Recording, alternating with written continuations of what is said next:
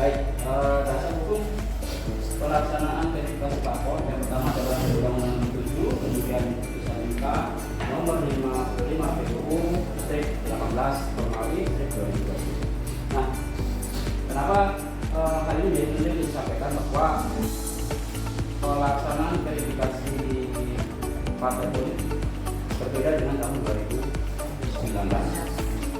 Nah, ada satu putusan yang memiliki kekuatan hukum yang cukup kuat bagi kita untuk ini penting untuk disampaikan kepada siapapun, baik itu partai politik, kemudian masyarakat, bahwa ada pemberlakuan berbeda bagi tiga kategori partai politik. Ya, lalu kita untuk memperkuat tahun 2002 tentang pendaftaran verifikasi dan nah, ini adalah penerjemahan dari tahapan verifikasi partai politik bahwa di PKPU 3 memang sudah terurai secara rinci seperti ini. Itu diberikan di. Nah, yang pertama pengumuman pendaftaran partai politik ini tidak perlu kita lakukan. Kita hanya cukup meneruskan apa yang disampaikan oleh KPU. Jadi KPU lah yang akan mengumumkan. Tugas kita adalah meneruskan pengumuman yang dibuat atau disusun oleh KPU melalui laman website kita, melalui fanpage media sosial. Maka selesai.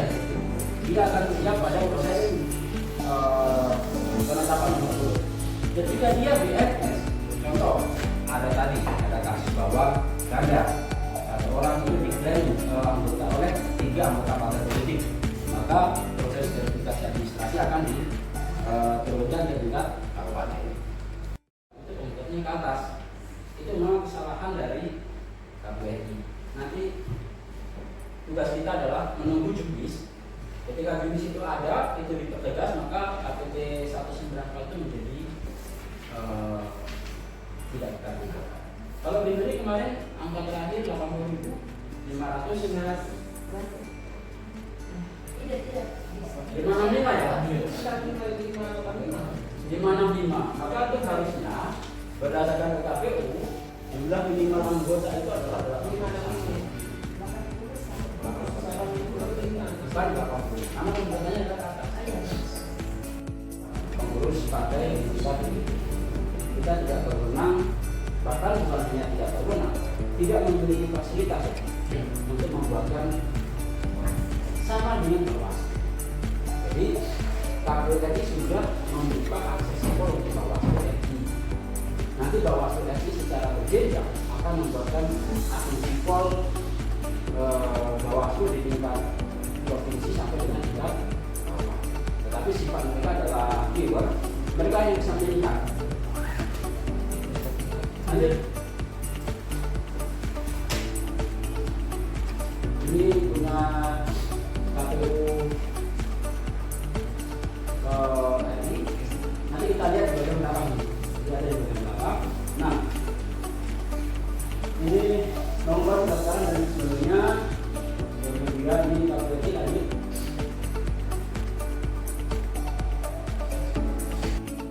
Sekali terdapat dugaan keanggotaan ganda partai politik dilakukan untuk memastikan tidak terdapat kondisi pertama keanggotaan ganda identik dalam satu partai politik yang sama.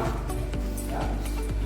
Untuk memenuhi minimal 81 atau masih kita gunakan 80 anggota.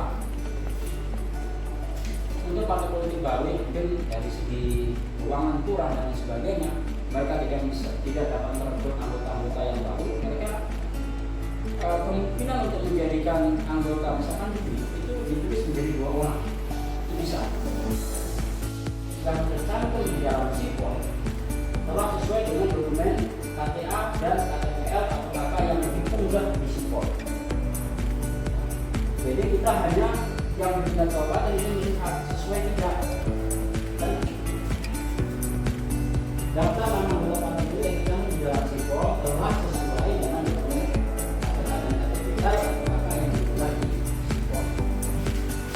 jadi kita hanya administrasi itu hanya bisa dari sipol berdasarkan sipol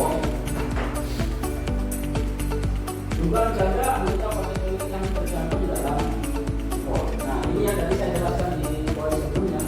Ketika KPRI dalam proses verifikasi administrasi kemudian ada dugaan kegandaan, kita dalam tahapan verifikasi administrasi itu diminta untuk melihat bahwa itu tidak, itu bukan masuk pada verifikasi faktual ya. Dia ganda ini manusia ini dia mempunyai pacar, kemudian status pekerjaan yang tercantum dalam sipol telah memenuhi syarat sebagai anggota partai politik. Status pekerjaan ada beberapa pekerjaan yang tidak memungkinkan seorang ini menjadi anggota partai politik. Contoh PNS, kemudian dari Polri, kepala kampung, atau mereka yang bekerja berdasarkan sumber keuangan negara.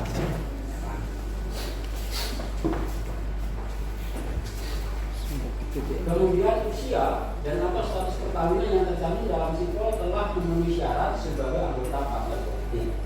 Ini kalau yang mereka sudah menikah tapi belum 17 tahun, pembelakannya adalah seperti itu. Kemudian satu perwakil ke perkawinan. Usia itu dibuktikan dengan KTP. Makanya hanya itu mengatakan usia, karena pada saat ketika dia sudah 17 tahun atau tidak mungkin orang itu mendapatkan KTP ketika dia belum berusia 17 tahun. Kemudian NIK tidak terdaftar pada data pemilih berkelanjutan sesuai dengan NIK yang tercantum dalam KTPL atau kakak yang ada di sipol. Nah, untuk poin ini kita ketika melihat nama-nama tersebut ini seluruh anggota partai politik secara pengurus inti harus terdaftar, kewajibannya adalah harus terdaftar dalam data pemilih berkelanjutan. Nah, verifikasinya adalah kita pastikan jangan sampai KPU kabupaten salah dalam menulis NIK. Bisa saja dia tidak tercantum karena kita melakukan salah dalam penyebutan NIK.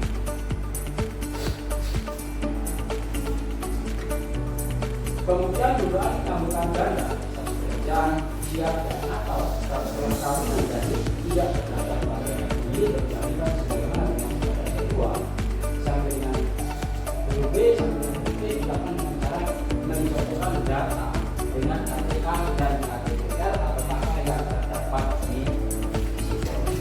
Jadi dalam proses verifikasi administrasi ini KPU Kabupaten Kota melihat yang data yang sudah mereka unggah, ya, partai unggah di sipol di tingkat kabupaten Cirebon ini, kemudian kita memverifikasi berdasarkan kesesuaian tersebut antara yang sudah tertera di sipol yang akan kita ujuk dengan kemudian juga kita lakukan ganda yang diperlukan sebagaimana dimaksud satu terdiri dari NIK, KCA, dan itu kalau keempat poin ini sama maka dia dapat ganda. Atau dalam partai politik kemudian